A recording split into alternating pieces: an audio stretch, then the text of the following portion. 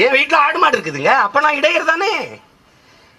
மீனவர்கள் நீங்க பாருங்க, அதுக்கு கீழே இறங்கி வர்றோம். இந்த பள்ள நில, இந்த மருத நிலத்திலிருந்து கீழே இறங்கி வந்தானா கடலும் கடல் சார்ந்த இடமும் நீரும் நீர் சார்ந்த இடமும் நெய்தல். அங்கு வாழ்ந்த மக்கள் மீனவர்கள் என்று அழைக்கப்படுறாங்க. ஏன்னா மீன்பிடித்தலை தொழிலாக செய்கிறார். கடல் வேளாண்மை நல்லா கவனிச்சுக்கணும்.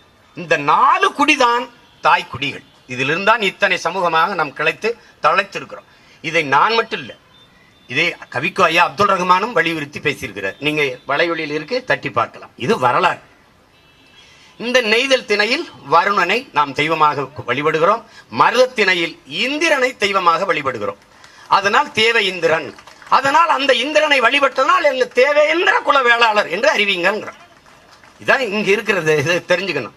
இப்ப இதுல இருந்தான் தேவருங்கிற. தேவருங்கிறது சாதி பெயர் இல்ல, அடையாளம். கல்லர் மறவர் அகமுடையர் என்பதுதான்